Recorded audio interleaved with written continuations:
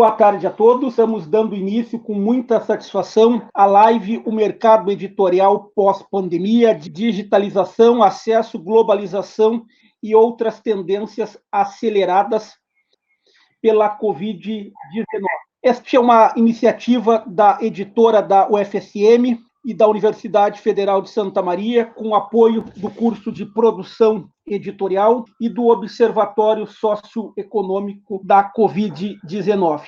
É com muita alegria que nós recebemos hoje o Carlos Carreño, que é economista pela FEA USP, com especialização pela Escola de Boston, atua no mercado editorial há mais de 25 anos, é o fundador do Publish News no Brasil e na Espanha. Também contamos com a presença como mediadora do trabalho da professora Marília de Araújo Barcelos, professora do Departamento de Ciências da Comunicação, onde foi coordenadora de 2014 a 2016 do curso de Comunicação Social e Produção Editorial da nossa UFSM.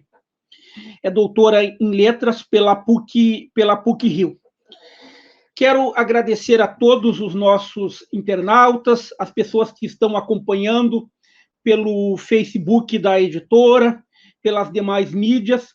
Nossos sinceros agradecimentos, é importante nós destacarmos a coordenação do curso de produção editorial, a coordenação do Observatório Socioeconômico, na pessoa do professor Nelson, a toda a equipe da editora da UFSM, de forma muito particular a Denise, que coordenou a nossa divulgação, o Gustavo, que está nos dando suporte técnico, a Tagiane Mai, revisora de textos da editora da UFSM, que nos sugeriu esta temática para iniciarmos com a nossa live, e a Daiane Frigo, que nos deu o suporte, também as condições para fazermos essa live.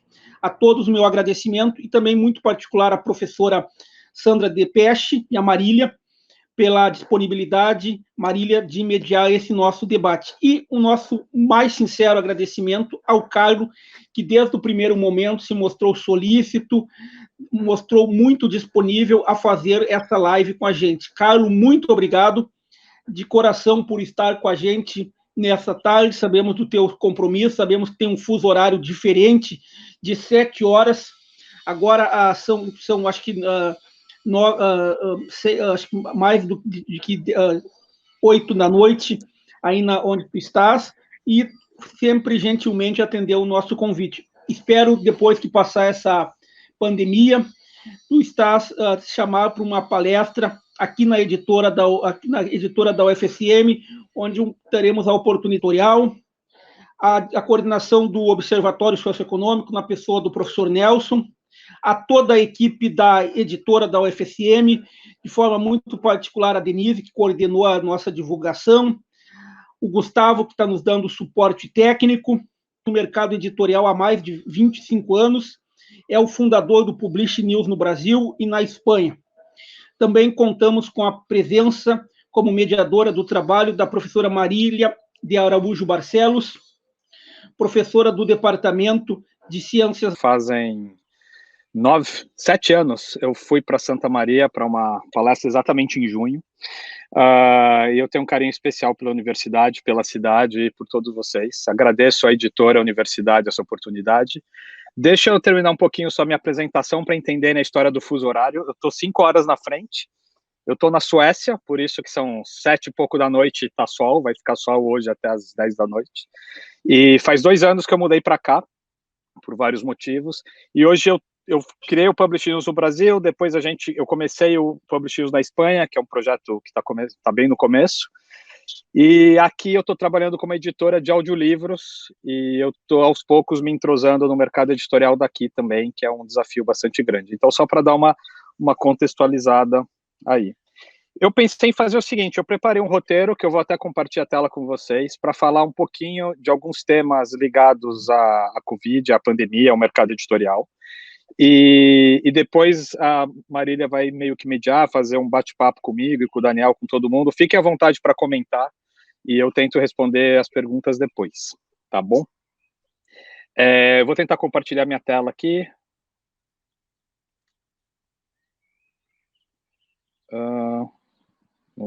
minuto.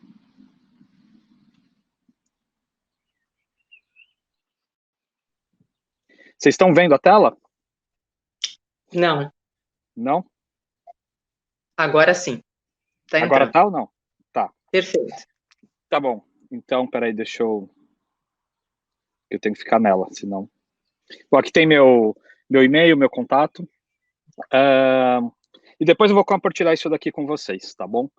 Mas a primeira coisa que a gente tem que falar da pandemia é entender direito o tamanho do buraco que isso causou no mercado editorial.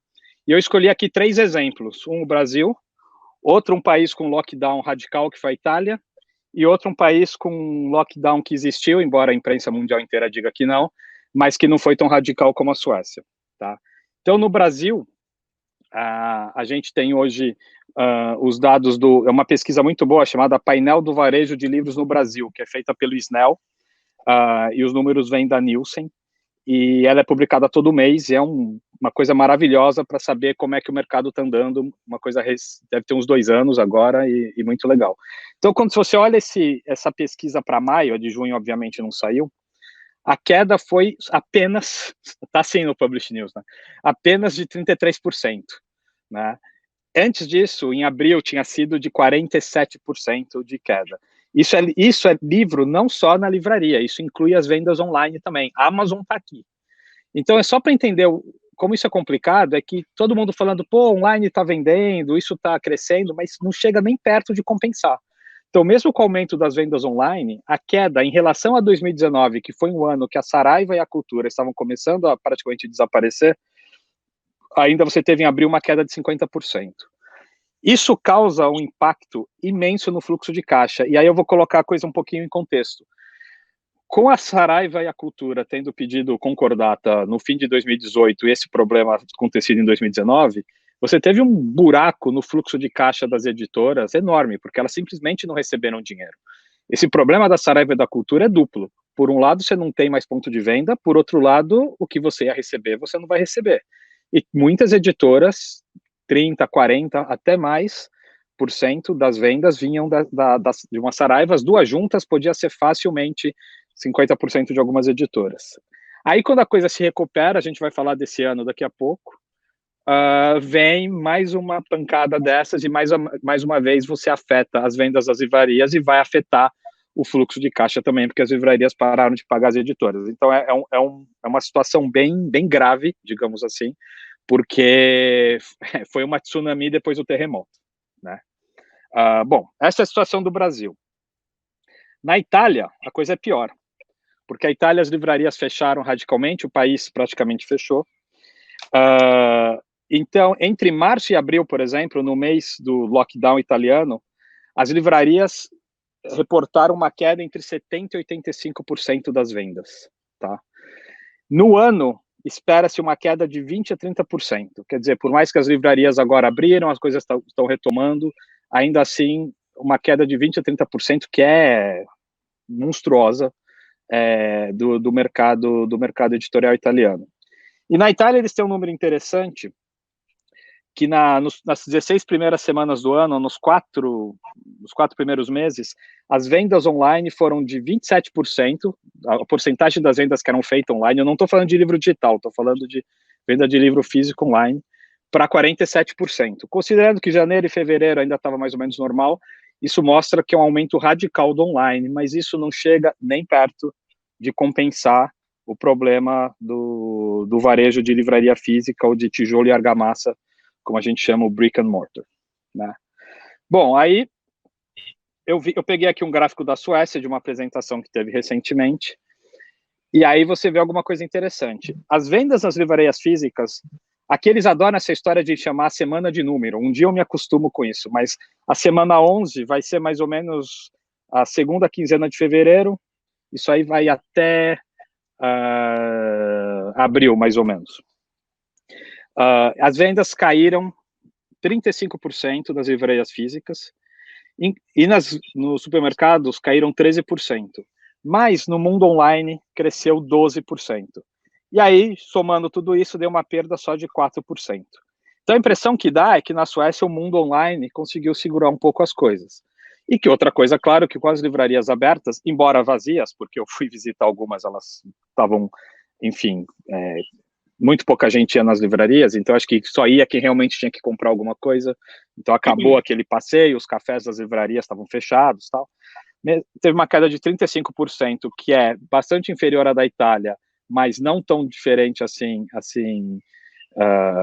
embora do Brasil naquele número tá online também, então sim, também bem menor que a do Brasil, mas o online segurou. Mas o que é curioso nesse gráfico aqui, que eu não sei se vocês estão conseguindo ver, é que em 2019, né, as vendas online já eram maiores que a venda das livrarias físicas e dos supermercados aqui, né, e também dos clubes de leitura, porque na Suécia eles juntam esses dois números na estatística. Então, o que aconteceu é que a Suécia já estava com a alta porcentagem do mundo online. Quando veio a pandemia e afetou apenas o mundo físico, foi uma parcela menor do mercado que foi afetada e a coisa não foi tão grave. Então, aqui juntou que a livraria não desceu, não diminuiu tanto, porque não houve fechamento radical, e, ao mesmo tempo, o mundo já se vendia muito mais online até do que de maneira física. Por isso, foi menos afetado. Tá? Então, só para mostrar, assim, 3 cenários, um com lockdown total, outro com lockdown parcial, e outro que é o Brasil, com sei lá o quê, porque de longe eu já não consigo nem entender, o lockdown X, para a gente ter uma ideia de que o problema é geral, é em todos os lugares. Se você for pegar números da Espanha, de qualquer outro país, eu tenho contato com amigos no mercado grego, mercado russo, enfim, está tudo mais ou menos a mesma coisa. Mas o meu ponto principal, que eu acho, é que a pandemia, isso vale para quase tudo, mas no livro, com certeza, ela não cria tendências. Eu não vejo nada novo, nenhum movimento novo, nenhuma grande ideia nessa pandemia, mas eu vejo todas as tendências se acelerando. E, particularmente no mundo do livro, eu acho que as 3 tendências que se aceleram são os 3Ds. Um, que é o desaparecimento das livrarias. O outro, que é a digitalização do varejo. Isso é o quê? O crescimento do e-commerce e das vendas online. Isso absolutamente vale para tudo. E outro, sim, que é a digitalização do livro. E aí eu vou tentar falar um pouquinho de cada uma dessas tendências que foram aceleradas enquanto a gente tá trancado em casa.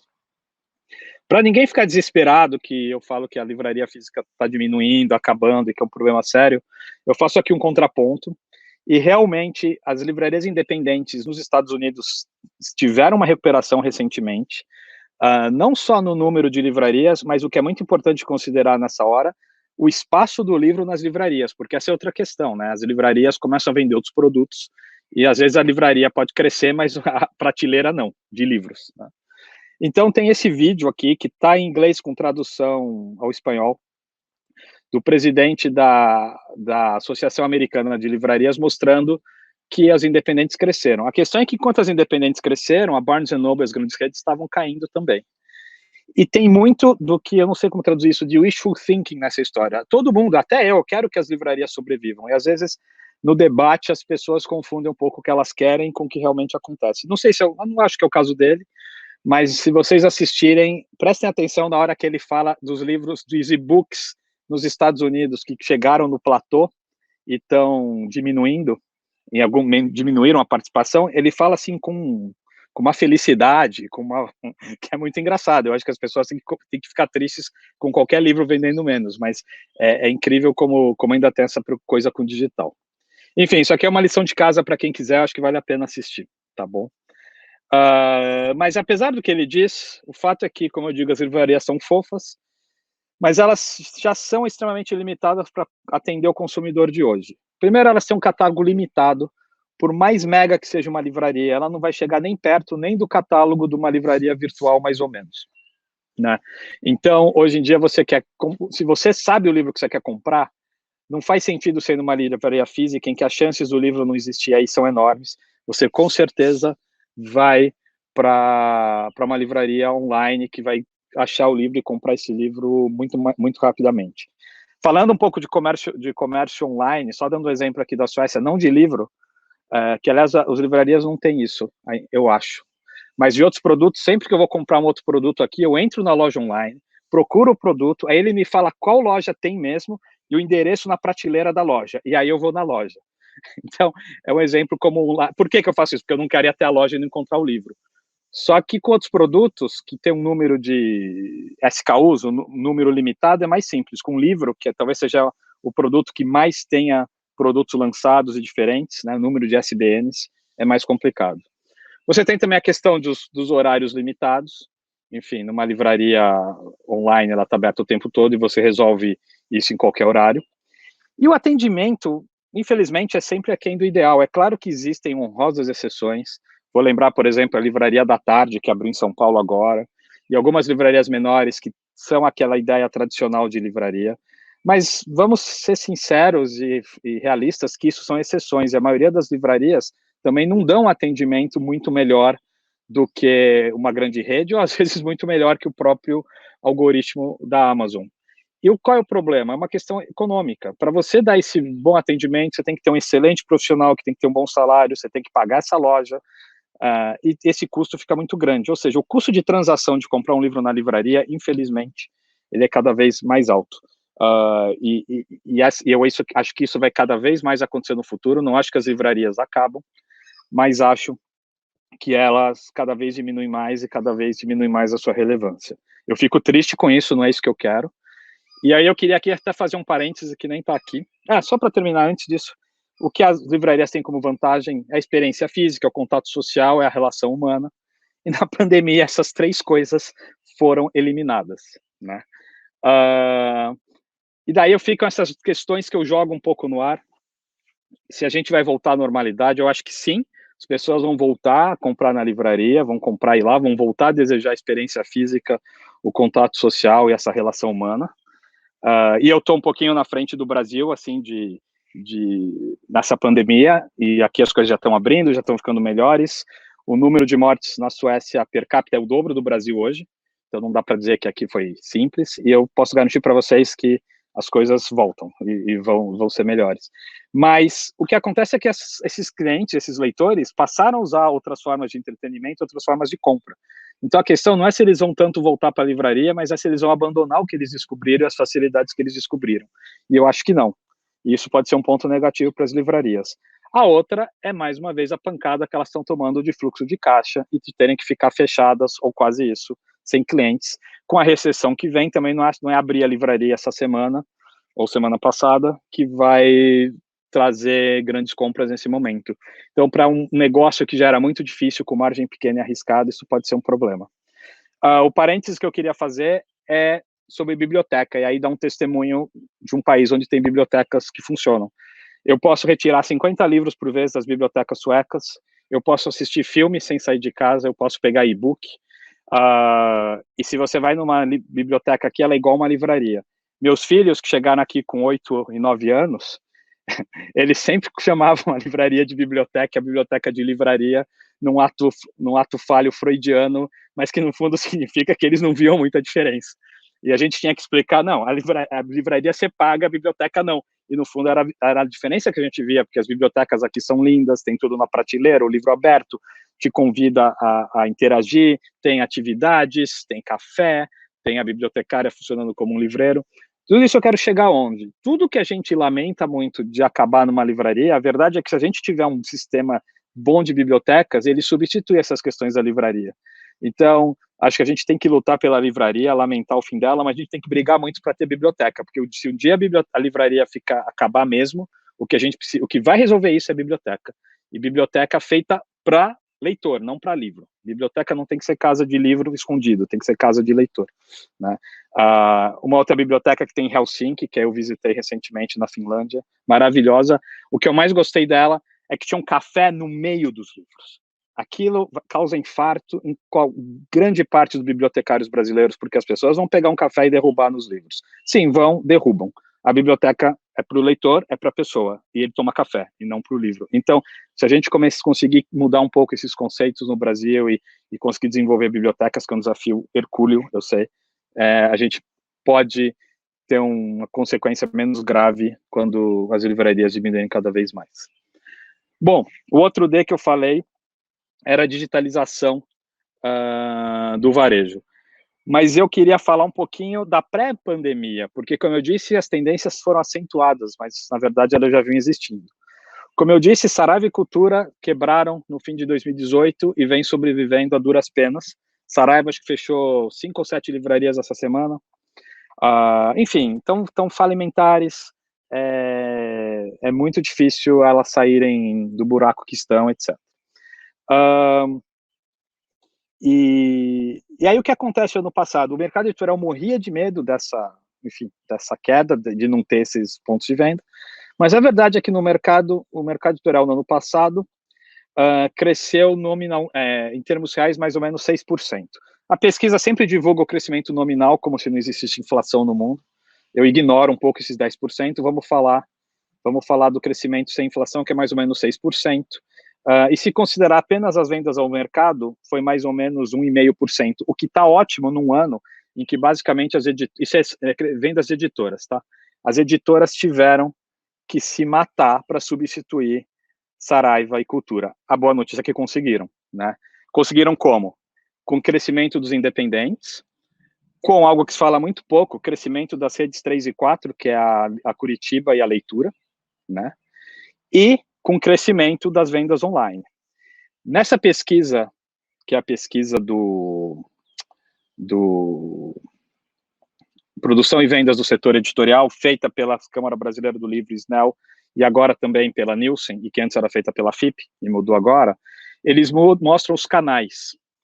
E é uma coisa interessantíssima. Quando você considera o crescimento da participação em faturamento dos canais, e vocês podem ver isso na pesquisa, entra no link aqui, você consegue baixar a pesquisa, de marketplace, e o somado a vendas de livrarias exclusivamente online, entre 2018 e 2019, essa participação foi de 4% para 18%.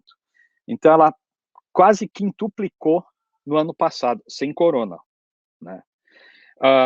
Em 2018, o GfK já dizia que as vendas do varejo eram 37%, do online eram 37% do varejo. Eu acho que era um número um pouco exagerado, porque eles têm uma base diferente, mas é só para se referir a isso. Então, quer dizer, a gente já vinha num processo de digitalização das vendas enorme, né? As questões que eu deixo se a pá de pandemia, então, seria já a pá de cal nessas grandes redes de livrarias que haviam mal. Eu, honestamente, acho muito difícil elas saírem desse buraco e conseguirem, inclusive, pagar a dívida que tem com as editoras. Espero que sim, mas eu não consigo ver grandes soluções. E aí a grande dúvida é, com o corona, para onde vão as vendas online no Brasil, né? Se a gente foi de 4% para 18% ano passado, eu não duvidaria que as vendas em marketplace e livrarias exclusivamente online, leia-se Amazon principalmente, a gente chegue aí só nessas a uns 30%, 40%, que somadas as vendas online de livrarias que também tem as suas lojas físicas, a gente podia estar falando de mais de 50%, mais de 60% de vendas online de livros no Brasil, talvez, o que é mais ou menos a Suécia. Então, enfim, mais uma vez, o corona, ele acelera as coisas. Bom, aí outra coisa que existe é a digitalização do livro. Tem uma entrevista aqui com o Marcelo Joia, que é o CEO um amigo meu, que é CEO da Bookwire do Brasil. A Bookwire é uma das grandes distribuidoras de livros digitais do mundo, e no Brasil ela distribui, na minha estimativa, 90% dos livros comerciais, sem contar livros autoeditados, tá? Bom, os números são surreais, né? Em 50 dias, né, quando ele deu essa entrevista, que foi entre 9 de março e 26 de abril, eles distribuíram, vender não é bem a palavra, 9 milhões e meio de livros. Enquanto que em 2019 eles distribuíram, perdi aqui, 12 milhões, isso, 12 milhões. Quer dizer, em 50 dias eles distribuíram quase que o ano inteiro passado de livros. 190 mil unidades de e-books nesse período. Muito desses livros foram gratuitos, muitas editoras fizeram campanhas no mundo inteiro de acesse o livro gratuitamente por causa da quarentena, isso é verdade. Então eu perguntei para ele, isso não está publicado em nenhum lugar, é legal divulgar aqui, como é que foi depois? Bom, maio, tá, o faturamento cresceu 10% em relação a abril, e junho está crescendo 25% em relação a maio, né? Então, a coisa continua crescendo radicalmente, está se sustentando, e as unidades vendidas caíram, porque o pessoal parou de dar desconto, acabou também as campanhas de livro grátis, mas, ou seja, já está chegando perto do que se distribuía antes da pandemia, que era 25 mil livros por dia, hoje estamos em 35 mil livros digitais por dia, segundo ele, mas o faturamento vem crescendo e mantendo um crescimento enorme. Então, isso mostra que, sim, as pessoas se aceleraram e entraram e foram para o livro digital. Também, outra coisa que aconteceu, se você falar com qualquer empresa que presta serviço para editoras, está todo mundo trabalhando que nem louco, porque as editoras começaram a querer digitalizar seu catálogo e buscar essas outras soluções. Eu brinco que o editor que está lá em São Paulo e no Rio, do lado da Livraria Travessa, da Martins Fontes, da Paulista, agora que ele ficou em quarentena, finalmente ele viu como se sente uma pessoa no interior não vou falar de Passo Fundo não, mas no interior do Rio Grande, lá de Lajeado, ou no Amazonas, Erechim, deve ter alguém de Erechim ouvindo a gente, que se tiver uma outra livraria e que tem pouco acesso aos livros. Acho que o editor se sentiu, agora ele entendeu que as pessoas querem acesso e eles não têm acesso, viu a necessidade do digital e começou a buscar catálogo, buscar soluções. As livrarias também começaram a buscar soluções de e-commerce de uma maneira maior. Aí eu queria falar um pouquinho sobre audiolivro, que é algo que eu trabalho e que ganhou força também no mundo inteiro por causa da quarentena. Eu não tenho números do Brasil. Eu tenho certeza que o audiolivro cresceu muito no Brasil, mas ainda é tão pouco o audiolivro no Brasil que crescer muito de quase nada continua sendo quase nada. Então, não dá para ter grandes ânimos.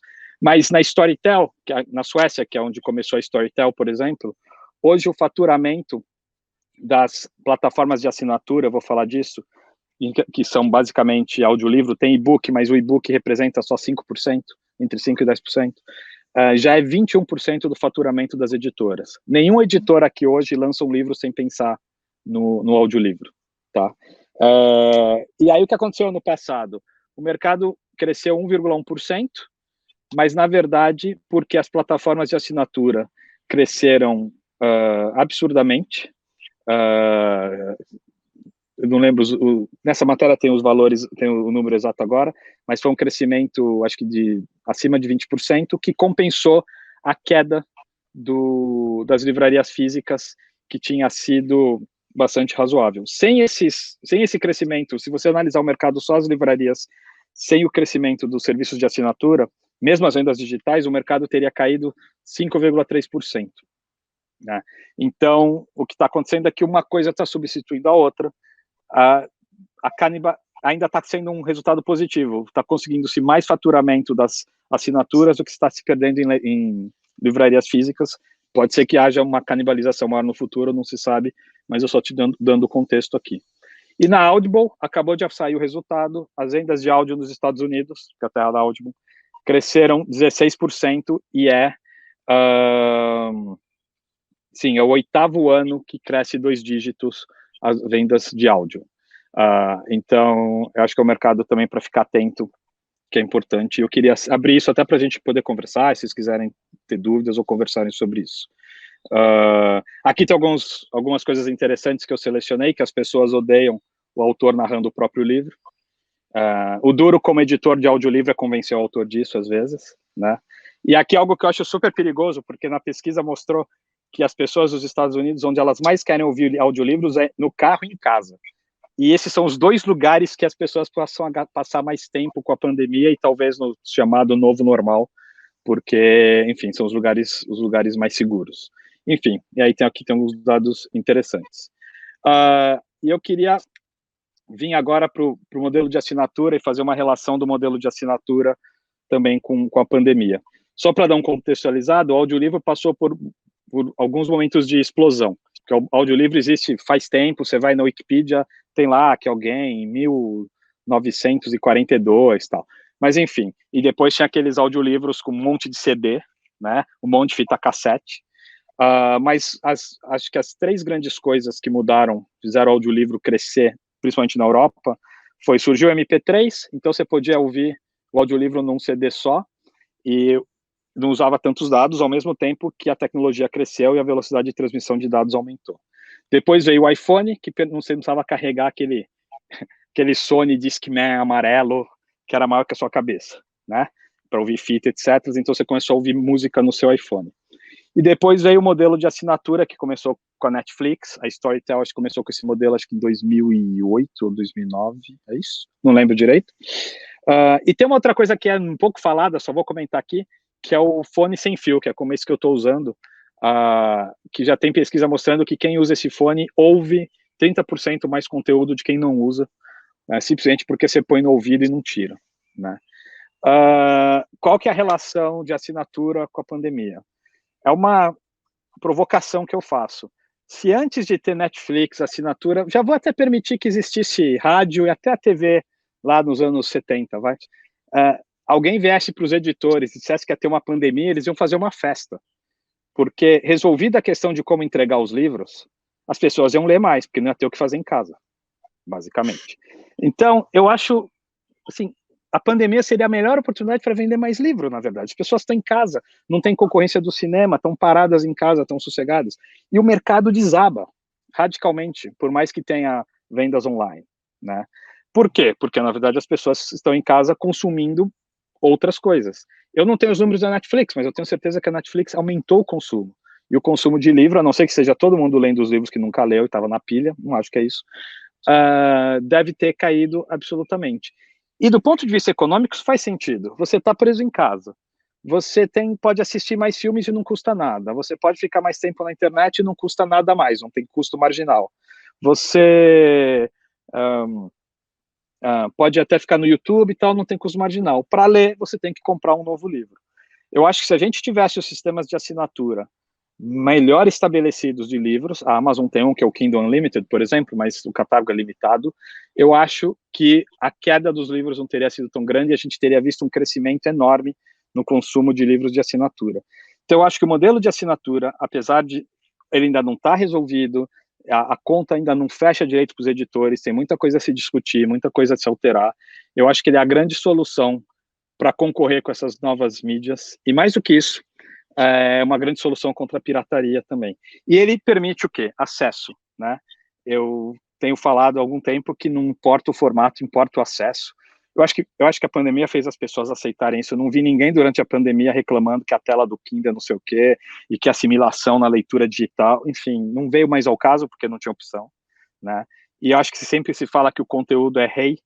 Eu acho que o conteúdo é rei, um rei sem reino não serve para nada, e o conteúdo sem acesso não funciona, então eu acho que acesso é tudo, e eu acho que o que a pandemia faz hoje é aumentar um pouco, acelerar as tendências que no fundo servem para aumentar o acesso, e nesse sentido eu consigo ver um lado positivo aí nesse novo normal. É isso, eu vou pôr o link aqui desse documento, e estou aqui aberto a bater papo, conversar e trocar ideias com todo mundo. Ah, que legal, que legal. Daniel, posso entrar aqui, Daniel? Então, queria dar boa tarde a todos, né, retornar o agradecimento para o Daniel, para a editora e todo mundo que está agora nos bastidores dessa oportunidade aqui do vídeo para gravar.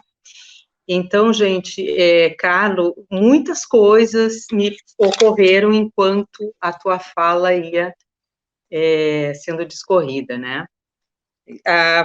A partir, assim, do que eu fui anotando e do que foram comentando aqui no Facebook, eu percebo que há todo um lado que são as pesquisas, que são importantes, e, ao mesmo tempo, um lado obscuro, tá, das informações, que é justamente aquele que está acontecendo agora. Então, quando a gente fala da produção e vendas no mercado, a gente tem um comparativo de 2018, 2019. E o próprio Publish News colocou, numa matéria que eu li recentemente, um depoimento da livraria Curitiba, dizendo que eles estão vendendo bem, tipo assim, não caiu, que se mantiveram, tá? Uhum. Por outro lado, eu fico também pensando o seguinte, você falou assim, o povo está em casa e está fazendo mil coisas, deveria ler mais, mas não está lendo. Bom, não é a minha experiência, tá? Então, aí um pouquinho do meu depoimento, que eu fui a um sebo recentemente, porque eu precisava muito de um livro. E aí eu entrei na livraria, e de máscara, né, evidentemente, e o senhor me deu o livro e disse, eu acho que isso aqui era da biblioteca da professora tal, e eu, E ele queria puxar assunto comigo, por quê? Porque ele tinha justamente isso que tu falaste, né, a coisa do atendimento, do social, do conhecimento do livro e tal, e o que eu queria era pegar o livro e me mandar, e olha que eu gosto de conversar, né, então, esse livreiro, que é aquele que conhece o livro, que sabe o que está vendendo, esse deve estar sofrendo muito com a pandemia, tá? Sem dúvida. E por outro lado, com todo mundo que eu falo, as pessoas estão lendo mais, estão tirando tempo para ler. É claro que isso, assim, é a minha bolha, tá? O Daniel pode falar um pouco mais, porque a editora mexe com números, e tem a própria livraria da UFSM também, né? Mas com quem eu tenho conversado, inclusive eu tenho tirado mais tempo para ler, graças a Deus, não só livros técnicos, mas livros de ficção também, né? Então, assim, esses meus comentários e duas perguntas bem pontuais, para anotar. A primeira tu falaste que na Suécia eles fazem um levantamento que misturam clube de livro e o percentual de clube de livros e mundo online, quer dizer, que categoria é essa que reúne duas coisas tão distintas? Essa é uma pergunta, guarda aí. A outra pergunta é a respeito, veio aqui no Facebook, tá? A respeito das bibliotecas, que, sob o meu ponto de vista, e a partir do que tu falaste, a aceleração, ela ocorre, mas essa biblioteca, que é um centro cultural, ela é quase um novo modelo. No Brasil, no exterior, tem centros culturais bem organizados, né? Então, diante disso, a pergunta aqui é assim, ó, na verdade eu vou ler, está bem bonitinho, diz assim, meu maior desejo é que a pandemia impulsione a escola pública brasileira a entrar na EAD e a incluam todos os alunos na era digital dentro da escola. Então, assim, a relação do digital com a escola e essa categorização sueca de misturar duas coisas que me parecem totalmente diversas. Tem uma razão. Mas deixa eu comentar antes. Sim, eu acho que talvez as pessoas estejam lendo mais e estejam lendo os livros que estão parados, mas aqueles números, Marília, não da CBL, os números do painel são de abril e maio desse ano. Então, uma queda de 45% de vendas na livraria em abril, e aí aquela discussão que livros vendidos não são livros lidos. Talvez comecem a lembrar dessa história, né? Porque se as livrarias, se as editoras recebessem só pelos livros lidos, que é o problema da assinatura, que na assinatura você recebe só pelo livro lido, você quebra, né? Porque ninguém sabe, nunca fizeram essa pesquisa, mas muito livro não é lido. Mas, assim, as vendas desabaram nesse ano, isso está claro em todos os lugares. É que a pesquisa das editoras é anual, mas as vendas com certeza caíram. Na Suécia, a questão é o seguinte, você tem poucas plataformas de vendas online aqui. Então, eles convencem todo mundo a dar os dados. Só que se eles divulgarem os dados só separados, apenas venda online, etc., das livrarias virtuais aqui, vai ficar óbvio quem é a livraria, porque ela é muito grande e domina o mercado. Então, para ela aceitar dar esses dados, ela só aceita se você misturar com os clubes de leitura, porque daí você não tem exatamente noção. É uma pura questão de negociação política para conseguir os dados. O que é legal, porque aí tem os dados. Então, é isso. Se não daria para saber assim, quanto faturou, é uma questão de... Só isso. Por outro lado, a pesquisa sueca, só para vocês saberem, ela divide tudo por formato, frontlist, backlist, catálogo, lançamento, língua original e gênero. Então, eu consigo saber quantos livros de não ficção em audiolivro de autores suecos que de catálogo vendeu ano passado. por exemplo. Então, você consegue cruzar tudo. Então, as pesquisas aqui são bem legais. E a outra questão foi... Desculpa, agora eu esqueci a última. Foi das escola, o EAD, a digital... Sim, acho que você tem que, quer dizer, no mundo de hoje, você tem que ter inclusão digital, e a escola é o melhor caminho para isso. Enfim, sem dúvida. E quem sabe, sim, a pandemia force um pouco as coisas acontecerem. A questão da biblioteca, não, o Brasil está longe disso. Eu só conheço a Biblioteca São Paulo, que é do estado de São Paulo, cara no Carandiru, que tem essa proposta de verdade, mas é isso que é uma biblioteca, entendeu? Pode perguntar para os meus filhos o que eles acham que é uma biblioteca. Então, tem que mudar a qualidade, tem que arranjar orçamento, sim, tem um monte de problema, mas também tem que entender, criar uma biblioteca para leitor e não para livro, né? E, enfim, acho que é isso que eu posso comentar dessas coisas. Carlos, eu queria te fazer uma pergunta.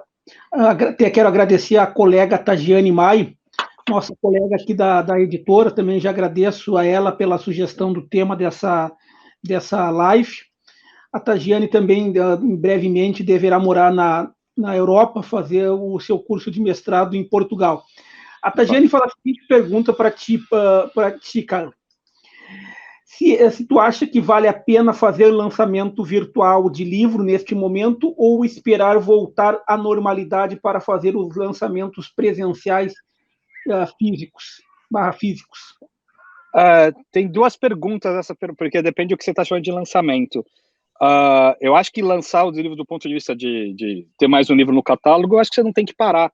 Você consegue lançar, talvez você tenha que privilegiar o digital, talvez lançar só digitalmente, ou só lançar por impressão por demanda, já que as livrarias estão muito paradas. Então, acho que lançar os livros, sim. Estou falando de ter um novo livro ao catálogo e acesso. Vou dar um exemplo do cinema. O novo 007 ia lançar em abril, foi cancelado até hoje, fica aparecendo na minha Apple TV. Eu quero ver o filme, e cadê o filme? Estou esperando o cinema abrir. Já podia ter lançado. Então, nesse sentido, sim. Cara, o lançamento em live, eu não entendo muito isso, não. Igual espera, o lançamento, eu tô dizendo, cara, o autor ir na livraria, a mãe dele ir lá, aquela coisa. Espera voltar ao normal e faz uma livraria. Eu acho que fazer em live é uma coisa, sei lá, às vezes parece feijoada vegetariana, né, cara? Tem tanto prato vegetariano bom, vamos comer prato saladas, não, aí inventa de fazer uma feijoada vegetariana. É horrível, não eu acho que é isso. Tem um limite de live. Se não está funcionando, vamos ficar em casa lendo o livro em vez de fazer... Estou fazendo uma endocrítica aqui, ficar fazendo tantas lives de coisas que normalmente são muito físicas, como o lançamento de um livro, que é ir lá para você ver o autor, a maioria das pessoas são da família, amigos, e é um momento de celebração, que eu acho meio sem graça fazer online, e difícil vender livro. Por outro lado, só dando exemplo, alguém me falou isso, a editora Gente começou a fazer um monte de lives com os autores, não lançamento especificamente, mas conversas, bombando o link de venda na Amazon e fazendo acordo com a Amazon. Aí conseguir, as vendas que eles estão tendo são absurdas. Então, aí, se vai fazer live, você tem que também... Por que o lançamento vende na livraria? Porque a pessoa está na livraria e compra o livro. Você tem que resolver como é que a pessoa compra o livro também. Então, já deixar aquele link ali funcionando rápido e simples para as pessoas comprarem. Mas eu acho que algumas coisas a gente tem que simplesmente esperar, cara, que vai voltar, as coisas vão voltar relativamente ao normal. Se vocês lerem os livros da gripe espanhola, né, depois voltou ao normal, acho que, não só para livro, acho que várias coisas que virou uma certa obsessão de recriar tudo digitalmente, acho que também não precisa, entendeu? Na verdade, é uma maneira de trabalhar com marketing, né? Os paratextos ao redor do livro, né? Acho muito bacana. Sim. Essa live, por exemplo, aqui é uma delas. E, Carlos, essa biblioteca modelo, ela tem algum apoio público? Como é que funciona financeiramente? Aqui ou lá de São Paulo, você está falando? Não, aí. Aqui tudo é público. Então, sim, é todo o dinheiro público. A escola é pública, o hospital é 100% público. Tem um hospital que não é público. Sim, é tudo governo, dinheiro do Estado. E tem também, agora diminuíram ela, enfim, uma briga aqui. Tem uma biblioteca internacional com livros em 80 idiomas. Eu consigo pegar livro em português e tal. Enfim, mas daí, claro, não dá para ficar comparando. situação completamente diferente, mas eu jogo isso conceitualmente como uma provocação de que eu tô questionando o que é uma biblioteca, não quanto dinheiro ela tem. Mesmo uma biblioteca pobre pode ser uma biblioteca pensando mais no usuário e menos no livro, né? E no Brasil, às vezes, eu sinto que a biblioteca é um cofre de livros, né? Então nesse sentido. Mas sim, aqui todo o dinheiro é público. Sai dos impostos. Obrigada. Tem muita gente dizendo aqui que está lendo livro de casa, da pilha que estava ali paradinha, olhando. Mas é nossa bolha, né? É nossa bolha, né? Eu acho que os números provam que as vendas caíram. Como é que foi, Daniel, para a editora? Carlos, isso que eu queria comentar contigo e com a Marília, ouvir a opinião de vocês duas. É um depoimento e queria compartilhar com vocês. Desde 2014, a editora da UFSM vem diminuindo as suas vendas, frutos da recessão que a economia brasileira você sabe bem está passando. Uma questão que nós implantamos em 2014, já estamos chegando esse ano com aproximadamente quase 80 livros no formato eletrônico. Eu vi no site, muito legal. A editora não tinha livros eletrônicos e agora está tendo. E nós fizemos uma parceria muito interessante com a FGV. Ou seja, nossos livros são disponibilizados lá, encaminhamos o livro e eles fazem a conversão final e colocam as questões de segurança e ficam com 50% da venda dos livros, 50% fica para nós e a cada final de mês eles fazem o repasse, fazem a prestação de contas. Uma questão que eu acho que é importante a gente sempre destacar é o seguinte: uma editora universitária tem um caráter um pouco diferente de uma editora privada, no sentido de que uma editora privada, ela visa, evidentemente, a gente sabe, apenas o lucro. E uma editora de uma universidade pública, nós não visamos, nós queremos produzir bons materiais que contribuam para a divulgação científica e técnica do conhecimento. Mas o que nós estava acontecendo na editora da UFSM? Tinha muito a tiragem mínima para nós para fazermos de um livro é de 300 ou 500 exemplares. Ou seja, nós não fizemos pela gráfica da universidade, é numa gráfica terceirizada, via licitação, e as gráficas, a quantidade mínima de livro que imprimem é 300 ou 500. Então, o que estava acontecendo? Tem livros, por exemplo, que estavam vendendo muito pouco exemplares. Tem uma tiragem de 300 exemplares, vendia em torno de 40 exemplares. E nós ficávamos, além de termos um prejuízo, o que estava acontecendo? Nós não temos mais espaço dentro da instituição para guardar esses livros. Ou seja, não tem mais. Ou seja, a gente tem um custo de manutenção muito grande. Então, começamos a fazer o quê com o apoio do Conselho Editorial? Os livros que têm uma possibilidade de venda maior, eles vão para impresso e eletrônico. Os livros que têm uma possibilidade mais reduzida, para a editora não... a gente coloca ele como e-book. Se, porventura, tiver uma boa demanda, alguma coisa, pode ser futuramente colocado como impresso. Mas o que a gente tem visto? Tem algumas coisas que nós estamos já observando e eu queria ouvir a tua opinião. Por exemplo, o e-book não decolou ainda. Se nós dependêssemos das vendas do e-book, nós não tínhamos quase nada de vendas, é muito baixo. Mesmo nós temos uma parceria importante com a FGV, que é uma editora consagrada nacionalmente, é muito pequeno a nossa venda. E uma outra questão é o seguinte: a editora da UFSM hoje tem 10 servidores, um está afastado, em ativa 9, e nós temos mais um terceirizado via fundação para administrar a livraria.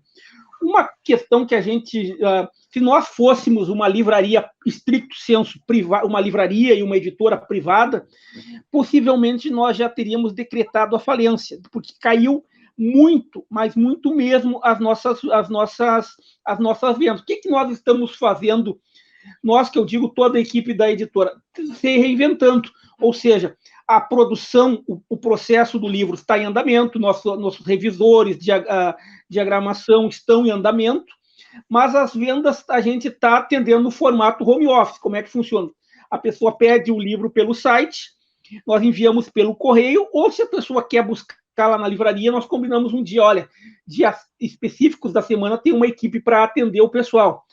Mas pela tua experiência, e pela tua importante experiência, tu e da Marília, o que vocês acham que essa crise, que as livrarias e editoras universitárias podem fazer para chegar mais ao leitor? Que tipos de estratégias, sugestões vocês podem nos dar nesse momento? Quando eu digo para nós, tem vários colegas aqui, eu tenho um grupo da ABEL, e como várias pessoas também estão interessadas nessa questão, e gostaríamos de ouvir a tua opinião e a da Marília sobre isso. Claro. Vai lá, Carlos. Tá. Bom, primeiro, eu acho que o fato de ser uma editora universitária, vocês têm uma responsabilidade maior ainda pelo acesso. Então, no fundo, as editoras que têm uma missão extra econômica, isso vale para editora religiosa também, por exemplo, são as que primeiro deviam estar no digital, no áudio, do jeito que for, justamente porque você tem essa obrigação de levar esse conteúdo de qualidade e gerar acesso. Então, nesse sentido, eu acho que até maior. Um pouco tentar fazer as coisas agora, o brinco, Daniel, é se preparar para a próxima pandemia, né? Porque aqui um pouco os números que eu mostrei da Suécia. A Suécia já estava muito digitalizada as vendas, então isso ajudou. Mas eu acho que, de novo, eu acho que a questão é acesso. Por exemplo, os livros da editora da UFSM estão disponíveis, se eu quiser comprar o livro digital, eles estão disponíveis só no site da GV? Tu pode comprar no site da GV, tu pode entrar no nosso site, já clica no link da GV, e nós temos alguns 2, 3 distribuidores que estão fazendo a venda dos livros digitais. Aí, tá, então você encontra na Amazon, encontra na Apple, encontra em todo... Alguns sim. Tá, eu acho que a coisa é essa, é primeiro ter esse catálogo, tentar ter todo o catálogo disponível, especialmente para ser alguns livros universitários que você vai ter um público local muito pequeno. Eu dei uma olhada no catálogo e tinha uns livros de agronomia, enfim, até de técnicas bem específicos, mas que isso vale para o Brasil inteiro. Então, se você tiver esse livro digital disponível, ou o que eu acho muito importante no caso de um catálogo típico de editora universitária, é impressão por demanda. Mas impressão por demanda não é fazer 30, 40. Quando eu falo impressão por demanda, é 1. Eu falo que 2 é baixas tiragens. Então, hoje, no Brasil, finalmente, já existe uma ou 2 empresas, pelo menos, que conseguem, você deixa o seu arquivo lá, igual um livro digital. Eu falo que o livro de POD, impressão por demanda, é o e-book impresso. Você deixa o arquivo lá, a pessoa comprou um livro na Amazon, no Marketplace, a empresa imprime e entrega para essa pessoa, né? Igualzinho digital. Então, talvez para esse tipo de livro que talvez tenha uma menor adesão ao digital, ou o Brasil ainda, a venda de livros digitais aqui não chega a 10%, então não é surpreendente, não é que você vai lançar digital e vai substituir. A venda de livros por impressão por demanda, eu acho que é um caminho bastante interessante para aumentar dar mais acesso e aumentar o público que você tem. Hoje, por exemplo, é possível, com bastante trabalho, com uma negociação, com toda a burocracia, eu sei que vocês sofrem na universidade pública, mas seria possível, em tese, que todos esses livros estivessem disponíveis em todas as livrarias norte-americanas por impressão por demanda, né? Falar, mas vender um outro, vai vender um outro, mas tem pesquisador lá que se interessa pela técnica de produção de leite do Rio Grande do Sul e vai comprar esse livro. E aí você começa a expandir para todo mundo que consegue ler em português, e particularmente texto acadêmico, né, para não ficar preso nisso. Então, eu acho que esse é um caminho que dá para pensar, que é, já que eu tenho que alcançar o leitor da esquina, o leitor que está aí pertinho, todo digitalmente agora, é muito fácil também alcançar o cara que está do outro lado do mundo digitalmente. Então, é tentar digitalizar esse catálogo e deixar à disposição. E no limite, Daniel, para livros extremamente acadêmicos ou teses que você está fazendo, você pode criar um sistema que você põe essas coisas automaticamente em impressão por demanda e que daí o custo de investimento é muito menor, porque você não vai ter impressão. Você lança um livro sem pagar nada de impressão, você só diagramou, entendeu? Você pode até criar um modelo universidades para fazer isso com várias teses, criar toda uma... cadê o livro? Eu quero ver impresso. Não tá, ele tá no servidor. Você quer impresso, você pede e vai chegar na sua casa. Então, a impressão por demanda, o Brasil está muito atrasado, eu faço uma consultoria para uma das empresas que é a Meta Brasil, faz só 1 ano e meio que realmente começou a funcionar para valer, integrado com o varejo. Você entra na Amazon, compra um livro, a Meta imprime, entrega, e isso tem nos Estados Unidos já há 15 anos, mas finalmente isso está acontecendo, e é algo que eu acho que todo editor pode ficar de olho e tentar fazer alguma coisinha aí nisso. Agora, de novo, por isso que eu quero voltar ao início que eu falei, o digital não vai salvar essa crise toda, não tem jeito, tá? Vamos, o Carlos disse que o digital, não, pode fazer o que for, fechando livraria, nesse momento, e pela leitura aqui, tá todo mundo lendo livro na fila, então é isso que aconteceu, ninguém tá comprando livro novo, então o mercado sofre, né? Os salários estão lá. Tem de tudo. Não sei se eu respondi. Bom, eu queria dizer assim, muito legal essa coisa de reinventar, né? Porque eu acho que a gente tem que ser muito criativo em época de crise. E aí, Daniel, eu acho que eu vejo assim sobre algumas perspectivas, né? Uma delas seria essa da impressão sob demanda, que é muito legal tu trazer isso agora, cara. E a outra é em relação a questões de marketing digital. E esses marketing digital com peças que tu possa agregar e estimular o público leitor. Por quê? Eu acho que não adianta só dar o acesso, eu acho que é uma cultura também, essas novas modalidades de apreensão do conteúdo. Então, eu vejo assim, que só dar acesso ao livro não está diretamente ligado a ter uma prática, uma cultura de hábito de ler esse livro. Então, é claro que uma pessoa que está em casa, ela pode acessar mais o audiolivro, né, porque vai lá experimentar, tem mais tempo, né, no meu caso, eu comecei a escutar mais audiolivro agora. Então, assim, a primeira questão é criar um hábito. Para criar esse hábito, tu precisa ter peças, né, na área de marketing digital, então, continuar investindo nisso.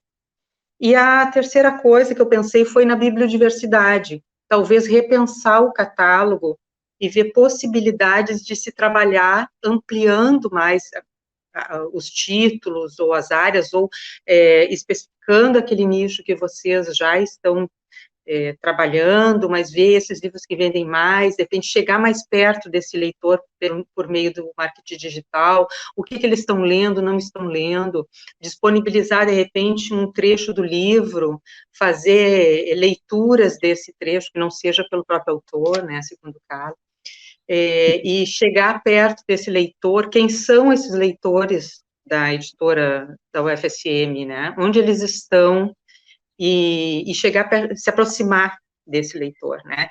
E aí também tem o leitor e tem o não leitor, né? O cara que não está lendo, por que ele não está lendo?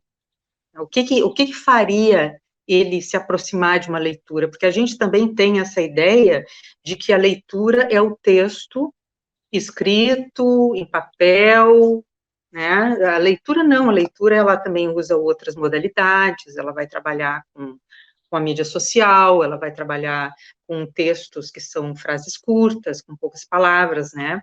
Então, eu vejo isso, assim, essa parte da prática como muito importante. E também tem uma outra questão, que é a questão técnica dos metadados.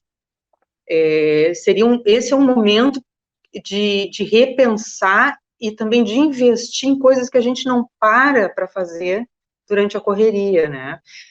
Vai no site, esmiuça, vê como é que estão lá os metadados, né, que isso vai dar mais alcance. Então, esse investimento também no digital, de aprimorar, né, essas questões, elas são importantes, porque realmente demandam tempo, demandam profissionais, né, e esse é um ótimo momento para isso. E só desejo boa sorte aí. Uma questão, Carlos, Marília, que a editora e a livraria estão implantando, a gente tem para os próximos meses algumas novidades. A semana que vem nós temos a feira da ABEL, Associação Brasileira de Editoras Universitárias, uma feira virtual de livros de todas as editoras filiadas à ABEL, nós estaremos participando. Já estamos com o novo site da livraria e da editora pronto, um site mais amigável, mais moderno, os recursos disponíveis que nós temos, ficou muito melhor, e nós vamos tentar cada vez mais utilizar as mídias sociais, a todas as ferramentas que nós tivermos, como tu e a Marília destacaram, para estar mais perto do nosso leitor. Carlos, aproveitando aqui, tem mais uma pergunta que eu recebi aqui, eu queria complementar com uma questão minha também. Mais uma curiosidade. Carlos, acho que está acompanhando o Brasil desde o começo do ano, tu e a Marília, queria ouvir a opinião de vocês dois. O Brasil está com uma dificuldade muito grande de ter um secretário de cultura, de política cultural. Tivemos a Regina Duarte, que foi uma gestão complicada, agora temos o Márcio Frias, e a gente está vendo que vários, por exemplo, hoje, corroborando até o que tu já tinha falado, a Saraiva fechou as lojas dela em Porto Alegre, já tinha fechado em Canoas e mais que algumas capitais algumas capitais do país hoje, de alguns estados. Então, uma questão que o pessoal mandou para te fazer, eu quero complementar, é o seguinte: aí na Suécia tem algum, nesse momento, para o mercado de livro, para o mercado cultural, alguma política, alguma coisa que o governo está fazendo para incentivar a demanda nesse momento, para ajudar esse setor? Aqui no Brasil, a área cultural está cada vez mais capenga e nós não temos políticas culturais, políticas que visem manter um pouco a demanda nesse setor. Tem alguma coisa que o governo está tendo feito? Só para a gente entender um pouco mais as comparações, o que está sendo feito aí. Aqui no Brasil, infelizmente, está muito devagar isso aí. Aqui tem uma política permanente, né, de incentivo à cultura. Existe o ministro da Cultura. É divertido aqui que o Ministério da Cultura sueco chama Ministro da Cultura e da Democracia, porque eles entendem que cultura e democracia e liberdade, e o nível de liberdade de expressão aqui deve ser enorme, são coisas integradas. Então tem as políticas de biblioteca, enfim, tudo é meio, às vezes, é difícil comparar, porque as coisas já funcionam relativamente bem. Existe o Instituto Sueco, que, por exemplo, banca traduções em outras línguas de literatura sueca. Você tem o Instituto de Cinema, que faz coisas. Eu não vou conseguir dizer medidas específicas, porque não tem muito o que consertar nessas coisas mais. Então, são coisas que, naturalmente, já vem acontecendo. No momento da pandemia, na verdade, aqui é um estado basicamente socialista, então já existe toda uma preocupação e apoio às empresas que têm que demitir funcionários ou que estão em crise, pensando não para salvar a economia, mas para cuidar das pessoas. Então, esse modelo de presença forte do Estado de proteção às pessoas e às empresas, por consequência, foi simplesmente aumentado. Então, hoje, por exemplo, uma empresa pode deixar uma pessoa em casa e a empresa vai ter que pagar menos de 50% do salário, o resto o governo banca. Então, tem coisa assim. Isso vale para as livrarias e vale para qualquer empresa. Não se chegou a ter uma necessidade específica, eu diria, para as livrarias. Para ser sincero, olhando esses números que eu mostrei aqui suecos, eu acho que o mercado editorial é um dos que está sofrendo menos na Suécia e comparado com outras indústrias, indústria de turismo, restaurantes, por exemplo, que a queda foi muito mais do que a queda de livros, porque são indústrias que não têm solução digital tão fácil. Claro que você tem a entrega do Uber Eats, mas não é isso que resolve. Então, acho que aqui, na verdade, a indústria editorial ainda não está menos pior. Mas política e cultura em primeiro lugar, todo o tempo, em todo lugar. Mas, enfim, dois universos muito distintos. Então, mas aí faz mais calor, então tem coisas boas aí também. É muito delicado, né, esse assunto, assim. Eu vejo que agora está difícil a gente contar com a ajuda do governo, né? Mas tem algumas políticas que a gente tem que firmar e prestar muita atenção, né? Uma delas é a lei do preço fixo, né? Do livro, ou lei do preço justo, conforme alguns chamam. Eu vejo que são políticas que existem em outros países e que talvez amenizasse essa questão de desconto e consignação, como o Jaime Mendes fala, e pudesse também regular esse mercado, né? Mas é uma coisa que agora, nesse momento, a gente não sabe o que vai acontecer hoje, né? Hoje à noite, é capaz da gente acordar amanhã e ter uma outra notícia. Então, o que a gente pode fazer é é se ajudar, né, trabalhar dentro dessas possibilidades a partir de cada um e se unir. Eu vi uma reivindicação, se não me engano, era alguma coisa relacionada ao programa de governo, ao PNDL, que eles tinha um grupo de professores que se reuniu para não aceitar um edital, alguma coisa assim, né? Então, acho que esse tipo de movimento vindo da população para afirmar assim, olha, isso não dá, né? Mudaram os critérios, eles estão mudando as regras do jogo de uma maneira assim, sem ser estudada, sem ser séria, então isso não dá. Então, eu acho que a nossa posição agora, nesse momento, sinceramente, não dá para esperar muito como política de governo, mas dá sim para nós nos reunirmos e atuarmos enquanto grupo também, né? Com segmento e propostas em comum. É isso.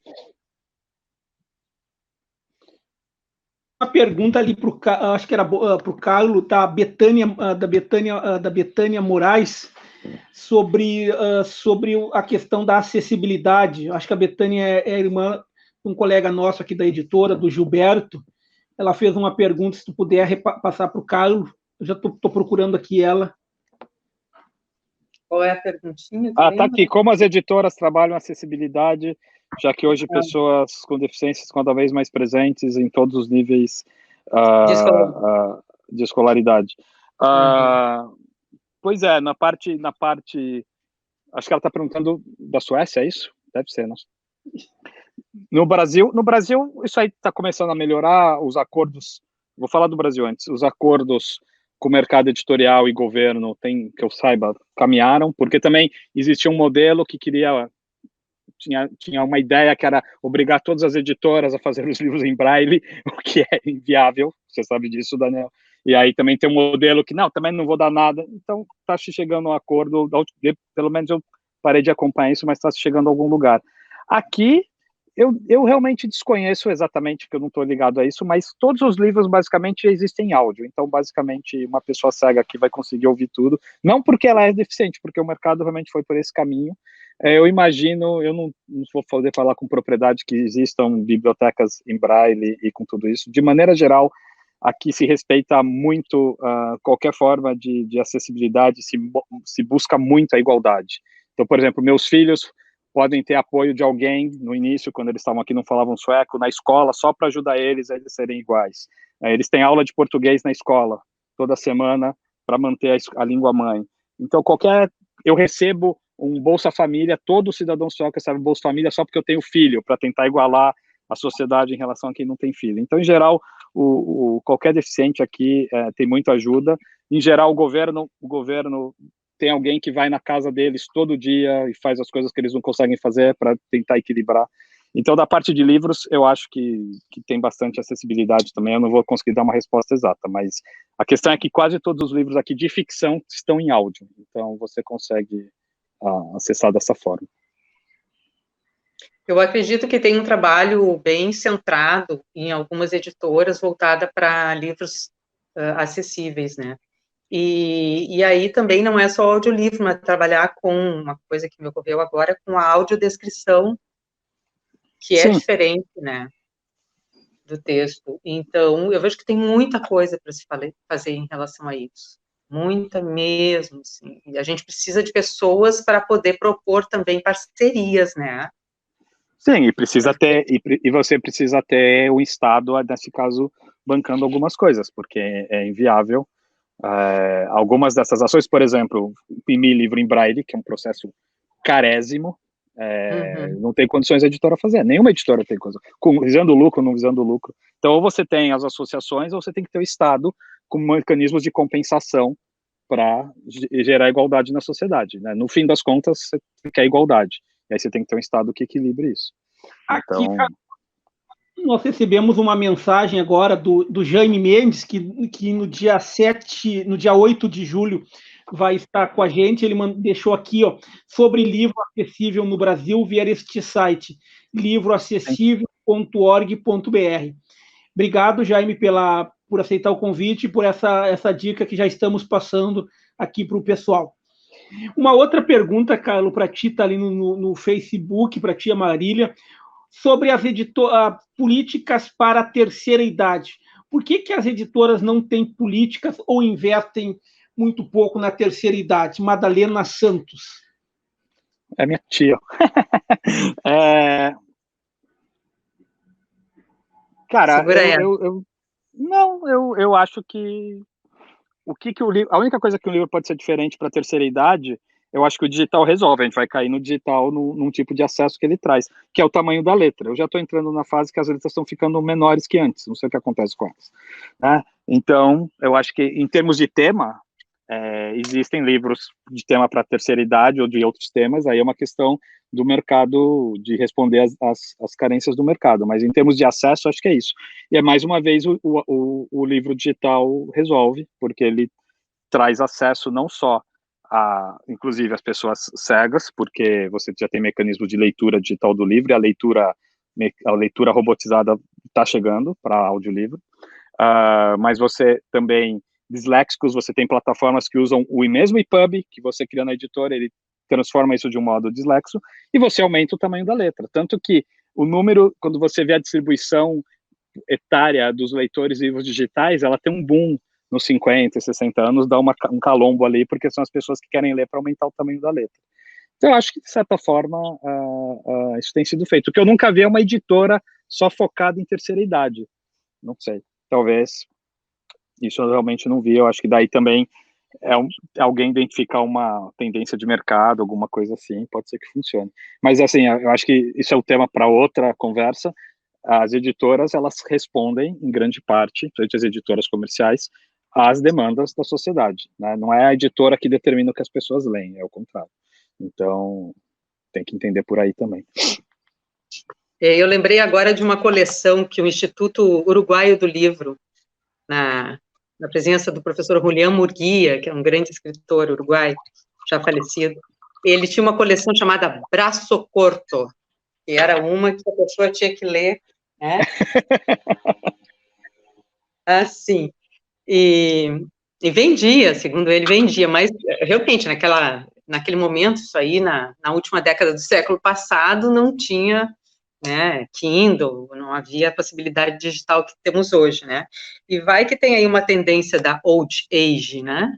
Ao invés do jovem adulto, né?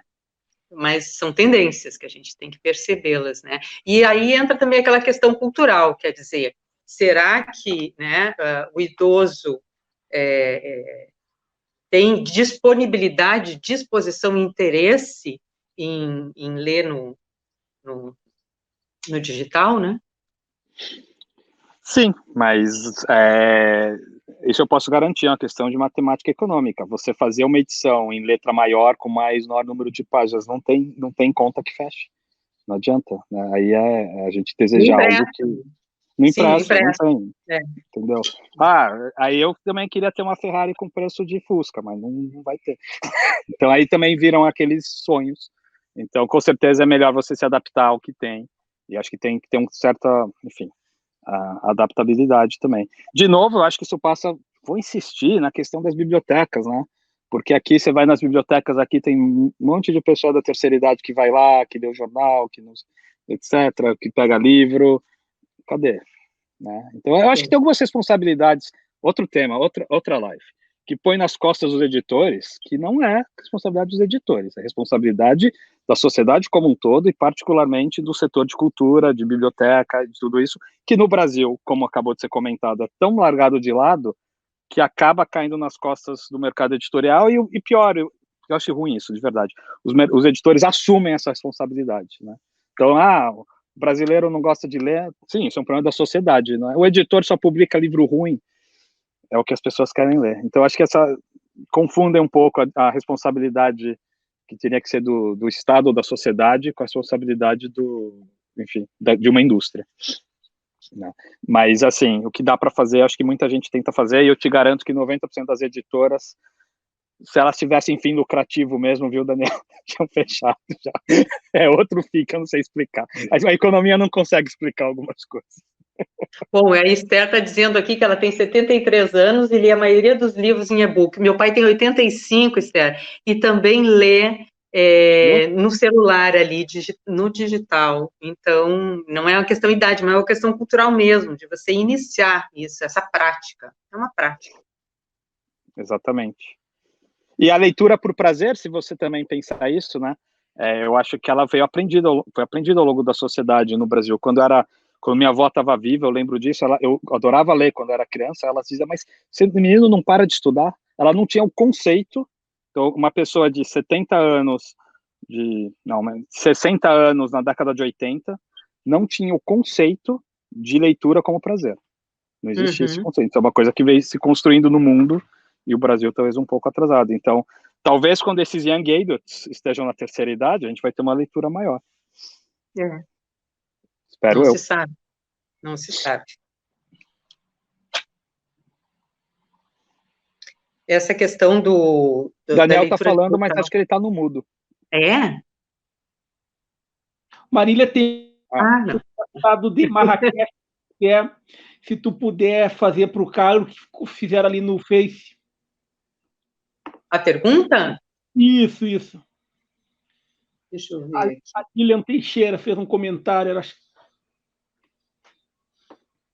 Eu estava olhando aqui. O Tratado de Marrakech, ele é recente. Até tem um grupo aqui no UFSM que é muito presente em relação a essas informações todas. Olha, eu estou passando aqui, mas eu acho que ela ficou mais para trás, eu não consigo ver. E realmente não é a minha especialidade. Só para deixar claro, quando eu falo de acesso, eu estou falando de acesso à pessoa, que é a minha área, ao leitor que não consegue comprar o livro, né? Então... Sim, não é a acessibilidade do conteúdo. Né? Sim, que é super importante, contem comigo, mas não é a minha área. E não foi... Existe um overlapping, uma intersecção enorme entre acessibilidade de leitura, no sentido de pessoas com alguma dificuldade, e o livro digital, sem dúvida. Mas eu estou falando mais de poder comprar o livro, né? De poder comprar o livro. Então... Mas a gente percebe, assim, que, pelo menos nas bienais, nas feiras de livro, não há mesmo uma preocupação com acessibilidade. E isso é uma conquista dia a dia, né? Eu imagino aqui, eu não conheço também esse tratado aqui, mas eu imagino que ele deva trabalhar com um aumento, né, ou algum tipo de obrigatoriedade nessa área, né? E são acordos, isso. São acordos de formatos, de formas, de se tentar buscar uma acessibilidade. E o Brasil, o que eu sei é que o Brasil foi muito importante nesse acordo de Marrakech. Mas tem gente muito boa no Brasil para falar disso. Que aí eu posso até sugerir fazer a ponte, mas eu realmente... a única coisa que eu vi recentemente é que as coisas estavam caminhando para ter acordos, porque os extremos eram impossíveis. Então, aí a gente está tendo mais acordos agora nesse sentido. Tem uma outra pergunta que quer saber sobre o audiobook, tá?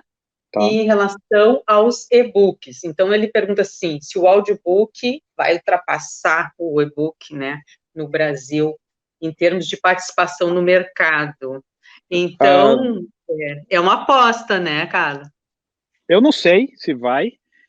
Realmente está pequeno ainda. Eu acho que deve crescer, porque o mundo inteiro cresceu. A gente ainda precisa que a Audible chegue, que não chegou. A gente precisa que as plataformas que existem, que é e-book, Storytel, Toca Livros e Outbooks, se mostrem mais presentes, talvez invistam mais em marketing. Então, eu não sei se vai passar.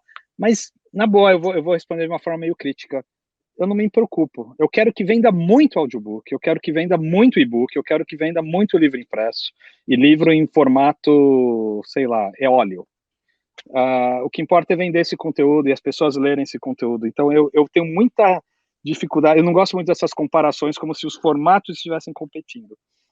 Eu quero ter cada vez mais acesso, então eu quero que esses formatos se dão bem. Mas, respondendo um pouco mais a questão, na Suécia, o e-book é muito pouco e o audiobook estourou. Difícil explicar isso, mas em parte porque nunca teve uma Amazon aqui, talvez, então nunca se entrou no modelo de e-book. Não deu tempo do e-book crescer, e aí chegou o áudio com uma avalanche, e daí as pessoas migraram para o áudio. Mas eu acho importante ter os dois e ter todas as formas de produção. Eu sou um editor de audiobook aqui, cuido do projeto do Brasil, cuido do projeto na Rússia, que é muito divertido, e eu não sou um ouvinte de audiobook. E acho que isso é legal. Eu até gosto de não ser, em certa forma, porque daí eu posso dizer, eu acredito no mercado, vai crescer, mas não é um produto para mim, e tudo bem, vamos fazer para quem é. Vamos dar esse outro tipo de acesso para quem curte. Eu ainda não cheguei lá, mas eu sei que tem um mercado e que tem pessoas que curtem, os números aqui não mentem. Eu acho legal fazer. Mas eu espero que o e-book cresça absurdamente e que o audiobook passe o e-book, que depois passe o e-book, e com isso as pessoas leiam mais, também consumam mais livros físicos. É isso que eu quero. Espero. Tá certo. Eu queria que tu contasse um pouquinho sobre os bastidores da produção do audiobook. Outro dia eu vi tu falando que, nossa, e um ligou para cá e falando para quê, não sei o quê, e fizeram um audiobook em, sei lá, 2, 3 dias, uma semana. Não, como é que é isso? Bom, gravação, acho que foi isso. Bom, basicamente, o audiobook é muito simples, é alguém, um bom leitor, lendo um livro, né? Então, as pessoas sempre ficam imaginando a radionovela, né? E aquelas cheio de efeitos especiais, tal. E aí você tem alguns problemas nesse modelo de audiolivro. Primeiro, que o custo é absurdo, então você não consegue fazer. Segundo, a minha editora aqui na Suécia pegou o mesmo livro e publicou desse jeito que eles chamam de áudio colorido, cheio de efeito especial, e um com narrador lendo o livro. O que as pessoas gostaram mais? Um narrador lendo o livro. E aí eu faço um gancho. Fizeram uma pesquisa aqui perguntando por que você gosta de audiolivros. Uma parcela imensa da resposta foi para me sentir, ter companhia, para ter alguém lendo para mim, eu me sinto menos sozinho. Então, existe os ouvintes de audiolivros parecem curtir muito mais o livro de uma pessoa lendo. E existe uma identificação imensa com o autor. Tem gente que já compra, com o narrador. Tem gente que já compra o livro daquele narrador, né? E aí é uma coisa que começa a ligar com a música. A gente sabe quem canta a música. Quem é que realmente sabe os compositores das músicas? A nova música do, sei lá, do Patufu, se é que ainda existe, nova música, você não fica pensando quem gravou, quem compôs a música, você pensa quem canta a música. E o livro está indo para esse lado um pouquinho. Claro que o autor continua super importante, mas a pessoa já quer saber quem narra o livro. Tanto que a gente coloca na capa do audiolivro, no digital, o nome do narrador. E ainda nessa... Isso aí muda a questão do perfil, hein? E também do valor, né? Toca no valor e no profissional, uma nova área aí para se explorar, que legal. Sim. E muitos atores, e nesse momento de pandemia, no mundo inteiro, isso está sendo a salvação dos atores, né? Parou o teatro, parou o cinema, parou tudo. E outra coisa que eu falo desse livro colorido, tudo bem você ouvir 40 minutos de um episódio de uma radionovela, que põe o grilinho lá, toda vez que chegou a noite tem um grilinho. Agora, vai ouvir 20 horas de um audiolivro com um grilinho toda hora aparecendo, porque é noite. Ninguém aguenta o grilinho, você não quer o grilinho. Então, o livro é isso. Agora, a produção, basicamente, é o quê? Um narrador, um bom leitor, que ele lê o livro. Às vezes, você tem que ter uma dose perfeita de interpretação. Não pode ser uma leitura chata, mas você também não pode ficar interpretando como se fosse um ator no teatro, porque também isso enche o saco. Então você tem que fazer, e aí é uma arte, porque imagina um livro com vários diálogos de personagens diferentes, você tem que ler com a sua voz, sem interpretar tanto, mas deixando claro quem é cada personagem. Depois que o livro é gravado, ele é editado, porque a pessoa errou várias vezes, então às vezes ela gravou várias vezes, igual um filme, então você vai no arquivo e você corta, pega a segunda gravação, edita todinho, vai para uma pessoa que faz o cotejamento e lê o livro e ouve ao mesmo tempo, para ver se não está faltando nada, eventualmente chama o narrador de volta, esqueceu isso, essa palavra foi errada, até que você termina esse arquivo. Tem algumas coisas interessantes, por exemplo, aquela última revisão da vírgula, do travessão, essa não faz diferença no audiolivro, porque o cara está narrando, se for uma vírgula, um ponto final, se ele é um bom narrador, a narração é a mesma.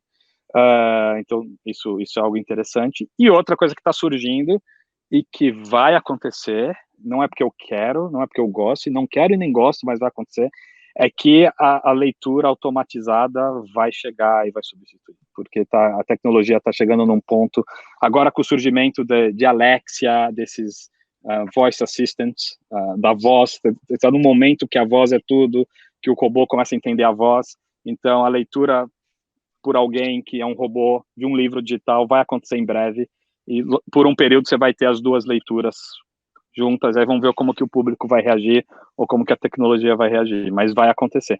E aí, por ponto de vista do editor, Daniel, quando acontecer isso, o custo desaba, porque daí é um robô que vai ler e vai fazer isso em minutos de madrugada, não é mais um editor, um não sei o quê, não sei o quê. Demora uns anos, mas está chegando lá. Então, não sei se eu respondi. Não, legal. Eu fiquei até pensando que tem um profissional aí que é o cotejo vai precisar, né? O cara foi lá, gravou, mas ele não sabe se incorporou um parágrafo e tal, então não tem aquela preparação do original, mas tem um cotejo, precisa ter aí uma comparação entre o texto escrito, lido, né, e o narrado. E tem uma preparação também que o estúdio, o narrador que tem que fazer, que é, ele tem que ler o livro antes, ele vai marcar os lugares que ele tem problema. Eu estava pensando nisso hoje, que eu estava lendo um romance que a gente vai fazer em audiolivro. Sabe um romance que tem aquela frase que é determinante para o livro inteiro? É só uma frase? Então o cara tem que saber que aquela frase é importante para ele dar uma certa ênfasezinha, para não passar batido em quem ouve. Você tem que ver todos os nomes estrangeiros, como é que você vai pronunciar os nomes estrangeiros. E você tem que definir isso antes. Senão você grava errado e depois tem que voltar e fazer de novo. Então tem todo um trabalho, tem a preparação, enfim, acontece de uma forma um pouco diferente. Tem a capa, Mas capas... é pelo próprio profissional daí, Carlos? É pelo próprio narrador ou tem uma terceira pessoa que faz isso? Essa marcação? É o próprio narrador. Os estúdios brasileiros, na Rússia também, eles têm também um diretor que fica ouvindo a narração sendo gravada, que ajuda nisso. Na Suécia, o narrador já faz sozinho e marca quando erra, por uma questão de custo, né? Funciona bem também, mas é o narrador que ele que vai criar a interpretação. Nesse sentido é igual ao teatro. Você manda o texto pro ator, vai ter um diretor, mas quem vai ensaiar e decidir como vai interpretar aquele texto é um ator. Então. Mas aí a pergunta, né? O texto no teatro ele permite um caco, como na novela, né? A improvisação, mas no audiolivro não. Não, no audiolivro não. Vai ser com aquele diretor chato que não deixa improvisar e que diretor de teatro falou, você tem que fazer o texto. Né? E tem limite de tempo? Desculpa, falei em cima, mas tem limite de tempo de gravação? Um audiolivro pode ter quanto tempo? Pode ter horas e horas. Não tem problema, porque os arquivos são separados depois, né? Ele é quebrado em vários arquivos, enfim, arquivos de tempo, e não tem problema nenhum. Então, a questão é que existe as pessoas estão vendo uma tendência de que livros mais curtos são mais fáceis, enfim, tem uma aceitação melhor, ou existe uma audiência melhor, e você tem que lembrar que audiolivro hoje no mundo, ele está ligado ao modelo de assinatura. Então você tem que pensar como é que o cara de assinatura consome, né? E, por exemplo, se você como editor, você fala, não tem limite de tempo, você pode fazer um livro de 60 horas, mas se você pode fazer um livro de 60 horas, ou 20 livros de 3, você vai ter um catálogo, você vai chegar e falar, eu tenho 20 livros, e no outro você tem só um livro de 60 horas. Então, é parecido com o impresso, só que é mais radical ainda, porque o custo todo é medido em horas. Então, um livro de 60 horas, ele mais ou menos vai custar 20 livros de 3 horas, né? Horas finalizadas. Então, por isso que talvez as pessoas querem fazer... Na Rússia, isso eu posso contar aqui com toda tranquilidade. Na Rússia, a gente está fazendo um livro do Joseph Campbell, que é um livro de... Em russo, eles publicaram um livro que é uma biografia dele e vários contos. A gente vai ter o livro igualzinho foi publicado na Rússia. Aí eu vou fazer outro livro que é só biografia e vou pegar os contos e ainda separar só para criar catálogo e aparecer na plataforma de assinatura. Porque daí as pessoas... Eu vou maximizar a minha chance de visibilidade. Aí o cara vai, essa história... eu nunca vi esse livro do Campbell. É só uma história, legal. Clicou, começou a ouvir, passou 30 segundos, eu já faturei. Então eu vou criar várias formas diferentes dele aparecer, vendeu por capítulos, entendeu? Jeito de aparecer mais na plataforma de assinatura. Então a plataforma de assinatura muda todo o modelo de consumo, muda, as capas são super importantes para chamar atenção, enfim. E audiolivro e assinatura andam juntos, né? Então precisa de um design aí para fazer essas capas, né? A gente presta super atenção nas capas, as capas têm muito parecidas com o cinema, com capa de série, capa de filme. Então, como é muita ficção, não ficção de qualidade, até agora não funcionou em audiolivro. Ninguém quer ler sobre a produção leiteira, ninguém quer ouvir isso. As pessoas gostam de ficção, ou não ficção se é uma boa história, e daí autoajuda para voltar do trabalho ouvindo um livro para ser um gerente melhor. Isso funciona também. Mas não ficção de qualidade não tem funcionado. E em ficção, aí, as nossas capas parecem tem a pessoa, é tipo capa de filme. e como é que tu vê isso no CTP, técnico científico e profissional? Não, até hoje não existe audiolivro para CTP. Eu já pensei em criar livros de direito em áudio para fazer uma experiência, mas seria uma experiência bem experimental, porque em nenhum lugar isso realmente funcionou, né? Em geral, o áudio está muito ligado a boas histórias. Enfim. Então a Audio comprou, está gravando já aquela série do Descobrimento. A Word Audio é a empresa sueca que eu trabalho e que está fazendo livros no Brasil também. Aquela série do Descobrimento do Eduardo Bueno. Então ele já está gravando, está começando a gravar.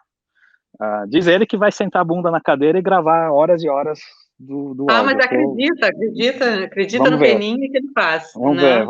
E com ele porque ele tem aquela voz característica, sotaque característico, vale a pena fazer.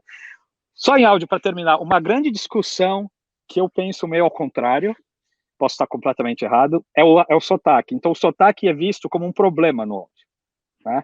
E particularmente em espanhol. Em português tem dois, sei lá, é mais tranquilo. Mas em espanhol é uma discussão se faz o sotaque da Espanha, o tal do sotaque neutro, que é um sotaque pavoroso, que nenhum país fala, parece o colombiano. E fica essa discussão. E eu acho que o sotaque, na verdade, enriquece o livro, principalmente de ficção. Então, assim, eu tô louco para achar um livro que um personagem seja baiano ou em primeira pessoa. Até tenho alguns, não vou ajudar a concorrência aqui, que eu quero um narrador baiano, com sotaque super baiano para fazer, ou fazer um livro de ficção do Rio Grande do Sul, Érico Veríssimo, ou, enfim, com sotaque gaúcho. Claro, tem que ser um sotaque que as pessoas entendam, não pode ser um sotaque português que ninguém vai entender, mas eu acho que o sotaque pode ser uma coisa que enriquece a obra, em vez de ser um problema. As pessoas encaram ainda muito como um problema, entendeu? Espero que eu imagino que isso aí acaba virando um marco, né? Cognitivamente, tu imagina escutar um texto carioca com sotaque gaúcho ou paulista do interior, assim. Então, mas daí tem o sotaque Rede Globo, né, que vão querer usar o sotaque da novela, e eu acho que isso empobrece um pouco.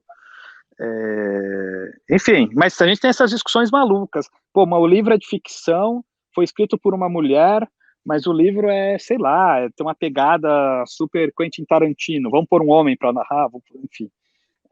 Em geral a gente faz teste com vários narradores e escolhe o que a gente acha que funciona melhor. Ainda está todo mundo aprendendo.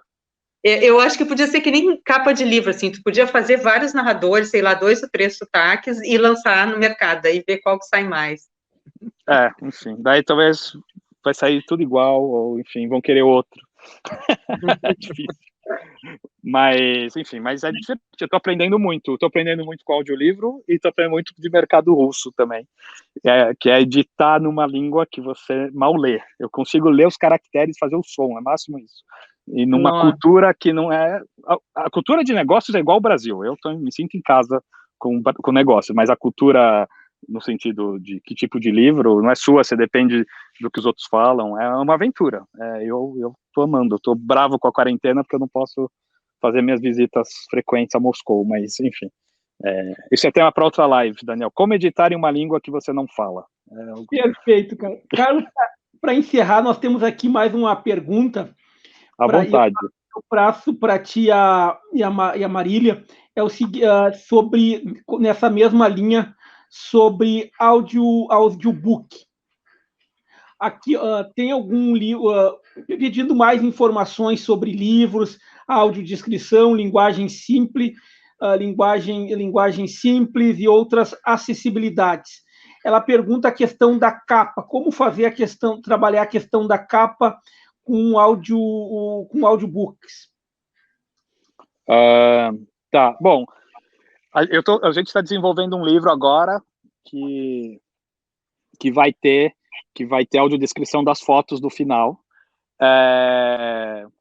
Mas é uma questão complicada. Por exemplo, a gente decidiu pôr no final, porque se eu colocar audiodescrição também no meio do livro, o leitor comum vai se irritar com aquilo, vai parar de ler o livro. Então, tem que achar um equilíbrio das coisas. Então, eu estou fazendo um livro que vai ter essas autodescrições, porque o livro original tem as fotos. Mas, em geral, esse tipo de acessibilidade, eu vou insistir que vocês convidem as pessoas que entendam dela. Eu não entendo dessa acessibilidade. Sobre a capa... a Sandra está perguntando, exatamente, das imagens internas. Eu vou fazer um livro com isso. Raramente os livros audiolivros têm essa questão, porque quando você cria um audiolivro, o objetivo inicial é fazer audiolivro para... o audiolivro não surgiu como modelo de acessibilidade às pessoas com deficiência visual. Ele surgiu como um novo formato para as pessoas que não têm nenhuma deficiência lerem. Então, hoje, muito pouco tem audiodescrição, etc. E para fazer isso, você, do ponto de vista de mercado, você vai ter que ou fazer uma edição separada, ou simplesmente colocar um adendo no final do livro. Senão, o outro leitor, provavelmente ele não vai ter tanto interesse nisso. Mas isso é que eu vou parar aqui de acessibilidade. A questão das capas, enfim, eu não sei se era isso que ela quis dizer, tem que chamar muito atenção visualmente, e para as plataformas para quem tem dificuldade, para deficientes visuais, eu acredito que a mesma dificuldade que ele vai ter na internet, como ele resolve isso com aqueles leitores, enfim, aí de novo a pergunta dá para mim, mas dá para fazer isso nas plataformas de leitura, ele vai conseguir encontrar o livro lá, tá? Mas, enfim, eu não sou especialista em acessibilidade desse tipo. Ricardo, eu queria perguntar uma coisa. Posso falar ainda? Daniel já terminou o nosso tema? E como fica o percentual da comercialização para essas plataformas, né? No livro a gente já sabe, 10% para o autor, o percentual que vai para a editora, para a distribuidora e para o livreiro. Como é que se dá essa distribuição financeira no termo de... Eu posso falar... Eu vou falar um pouquinho do... o livro vendido, chamar à la carte, você compra um livro, é igual o e-book. Então, mantém as mesmas proporções, mais ou menos.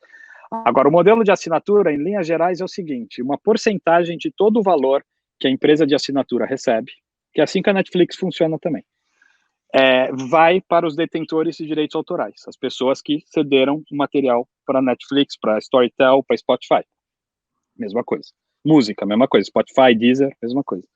E aí eles vão dividir esse montante entre o conteúdo que foi utilizado naquele mês específico. Como divide isso? Se divide por cada vez que baixou um livro, ou por minutos ouvidos, ou por outras formas, aí a coisa varia um pouquinho, mas é assim que funciona. Aí esse dinheiro é pago ao detentor, no caso, uma editora, que vai pagar uma porcentagem desse valor aos autores. E aí, esse modelo de preço de capa, de unidades vendidas, não se sustenta mais, entendeu? Você tem que trabalhar de outra forma, e uma forma mais econômica, que eu vou te pagar uma porcentagem de quanto eu receber. Ou seja, simplifica esse negócio de preço de capa, etc. Então, os contratos de audiolivros, você diz para o autor, do tanto que eu receber, eu vou te pagar tanto. E aí você coloca no Spotify, vende à la carte, vende do jeito que for, e aí você junta tudo que recebeu e paga uma porcentagem para o autor. E essa porcentagem tem alguma previsão? Não, porque o autor tem que ter uma previsão, não? Não, você tem uma porcentagem fixa no contrato. De tudo que a editora receber, eu vou pagar X% para você. Não sei. Daí depende, cada editora faz de um jeito. Mas é sobre o valor líquido recebido. Não tem mais preço de capa. Não tem mais preço de capa, não faz mais sentido falar em direito territorial. Eu vendo os direitos do espanhol para a Argentina, mas não para o Chile. Acabou. Isso aí... E os agentes literários vão ter um trabalho grande de se readaptar a essa nova realidade. A gente, na World Audio, os meus livros russos estão à venda na Austrália. Entendeu? E todos os contratos são globais, então a gente põe os livros em todos os lugares. Os livros russos estão à venda no Spotify da Holanda. Entendeu? E, enfim, e estão à venda no Google, e estão à venda em todas as plataformas. E aí muda radicalmente. Esses modelos tradicionais de a economia do livro, a economia da cadeia do livro, nesses novos modelos, está sendo completamente refeito. Mas em termos contratuais, é uma coisa para o livro impresso e outra coisa para o audiobook, outra coisa para o e-book. Sim, mas enfim, na minha carreira eu sempre lutei para o livro impresso ser um valor do líquido que a editora recebe, porque é muito mais fácil trabalhar. Porque, por exemplo, eu vou te dar um exemplo. Se o autor recebe pelo preço de capa, sempre, você cria conflitos de interesse, às vezes, entre o autor e a editora, entendeu? Porque a editora tem uma oportunidade de dar um desconto enorme para fazer uma venda, sei lá, um livro vendeu 200 exemplares, tipo o livro que o Daniel falou. Aí vem, eu vi o livro de produção de leite, Daniel, fiquei apaixonado por aquele livro, estava lá no site, por isso que eu falo dele toda hora. Aí vem uma produtora de leite e resolveu dar de brinde aquele livro para todas as padarias do Brasil, e ele quer uma edição do livro do leite, de agronomia, ele quer 100 mil exemplares, entendeu? Só que ele vai querer um custo super reduzido. Vai chegar numa situação que interessa para a editora, só que quando ela joga o direito autoral sobre o preço de capa, é inviável fazer essa operação.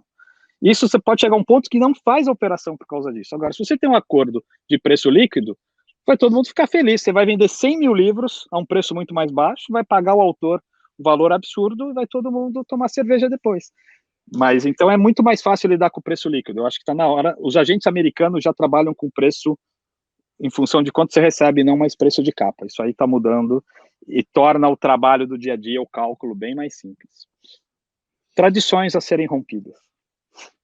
Carlos, então eu quero te agradecer a Marília.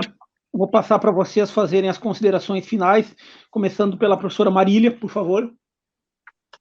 Eu gostaria, então, de parabenizar toda a equipe que está nos bastidores agora, agradecer enormemente a coordenadora Sandra Depeche, que é a coordenadora do curso de produção editorial da UFSM, e dizer que foi um prazer estar aqui, Carlos, novamente contigo, depois de tantas conversas e tantas trocas que a gente tem profissionalmente ao largo dos anos, né?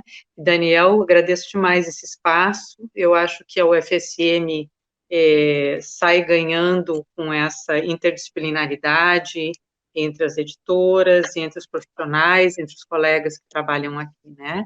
E agradeço também o povo que está aqui fazendo pergunta, vai ficar gravado, aos meus alunos que têm que fazer tarefa da disciplina em cima da live. Não, tema de casa, né? E então, ficamos por aqui, eu espero que eu tenha podido contribuir aí com vocês, né? Até a próxima. Carlos, por favor.